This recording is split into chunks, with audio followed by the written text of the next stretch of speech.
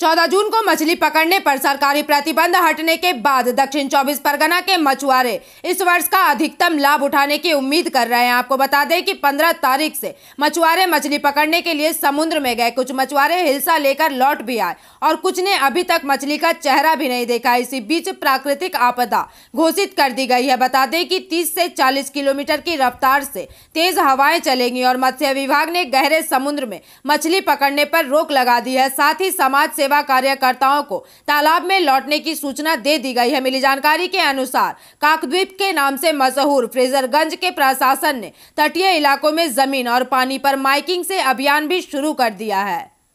নিষেধাজ্ঞা আজকেই এসেছে। আজকে কালকে 18 তারিখ এবং 19 তারিখ সকাল পর্যন্ত সমুদ্র উত্তাল থাকবে। সেই মতো সমস্ত মৎস্যজীবীকে যেতে নিষেধ করা হচ্ছে এবং যারা বাইরে রয়েছে তারা অলরেডি ফিরতে শুরু করে দিয়েছে। কাল থেকে সমুদ্রে যথেষ্ট উত্তাল আছে, তারা ফিরতে শুরু করে দিয়েছে।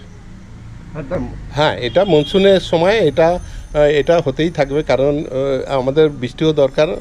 আর এই সময় হতে থাকে, যখন খারাপ থাকবে আবার কাল পরশু করে আবার ট্রলারগুলো বেরিয়ে গেলে মাছ ধরা পড়বে নিশ্চয়ই। আমরা আশাবাদী সমস্ত যে এগুলো থাকে, যে ওয়েদারের যে এগুলো থাকে সব ঠিকঠাক রয়েছে, মাছ আমরা পাবো।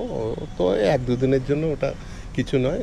কয়েকটা ট্রলার, বেশ কিছু ট্রলার মাছও পেয়েছে সিজনের প্রথমে। এটা আমাদের জন্য খুবই ইয়েতে আশা করছি আমরা এই বছর মাছটা পাবো। বৃষ্টির জন্য কি মনে হয় আরও ইলিশ হওয়ার chance?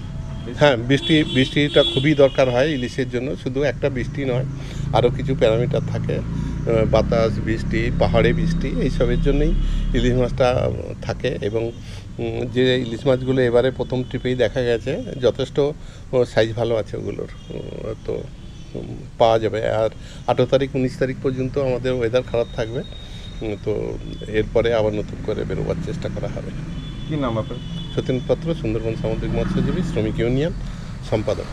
Bureau report, PVTV news.